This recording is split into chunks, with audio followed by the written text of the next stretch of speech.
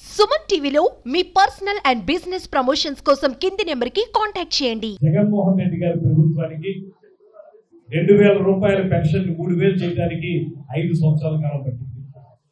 సంవత్సరానికి 250 రూపాయలు చెప్పిన పెంచగలిగారు వాళ్ళు. ఈ ప్రభుత్వం కూటమి ప్రభుత్వం ఏదైతే ఎన్నికల్లో ఇచ్చినటువంటి హామీ ఉందో ఆ హామీ మేరకు వచ్చిన వెంటనే 15 రోజుల్లోనే 3000 రూపాయలని 4000 రూపాయలు చేసి లక్షలాది మందికి అందించినటువంటి నేపథ్యం. అందులో కూడా మరింత సాహసోపేతమైన నిర్ణయం ఏంటంటే ఏప్రిల్ నెలలో ఇవాళ ముఖ్యమంత్రి గారు ఆ రోజు ఊరు వాడ తిరుగుతూ చెప్పారు, మేము ఏప్రిల్ నెలలో అనౌన్స్ చేస్తున్నాం కనుక జూలైలో అధికారంలోకి వచ్చిన వెంటనే ఈ 1000 రూపాయల గ్యాప్ ఏదైతే ఉందో ఆ 3000 4000 కలిపి 7000 రూపాయలు జూలైలో ఇస్తామని చెప్పి దాన్ని అక్షరాల పాటించినటువంటి ధీరోదాతుడైనటువంటి ముఖ్యమంత్రి శ్రీ చంద్రబాబు నాయుడు గారు అనేటువంటి మాటని ఈ సందర్భంగా మనం చేస్తున్నాం.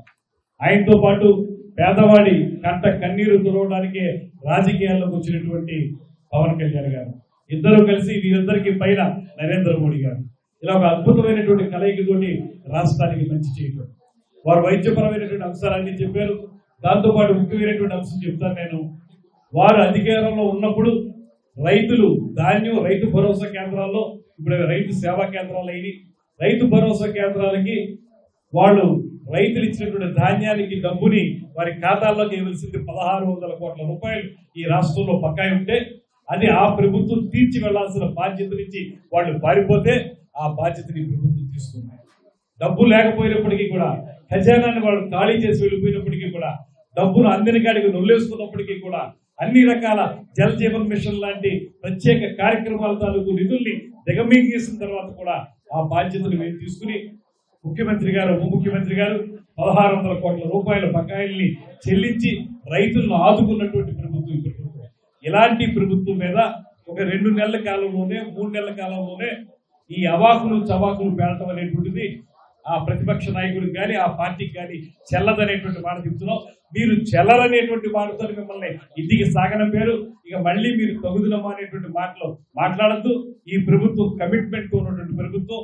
అనుక్షణం కూడా దీనికి ప్రబలమైనటువంటి ఉదాహరణ మొన్న విజయవాడలో కని విని ఎరుగని రీతిలో వరదలు వస్తే అనుక్షణం అక్కడే కూర్చుని ముఖ్యమంత్రి గారు ఇంటికి కూడా వెళ్లకుండా కలెక్టరేట్ లోనే ఉండి అనుక్షణం కూడా ప్రజల బాగోగుల గురించి చూసి వెంటనే రిలీఫ్ కార్యక్రమాలు చేయడం మాత్రమే కాకుండా పునరావాస కార్యక్రమాలను కూడా చేపట్టడం, వాళ్ళకి అన్నింటినీ అందించే కార్యక్రమాలు చేపట్టడం అనేది ఇక్కడ ఈ కూటమి ప్రభుత్వానికి ముఖ్యమంత్రి చంద్రబాబు నాయుడు గారికి మాత్రమే సాధ్యమైనటువంటి అంశంగా నేను మనం చేస్తూ, మీకు కాలం చెల్లిపోయింది, మిమ్మల్ని ఇంటికి సాగనంపారు.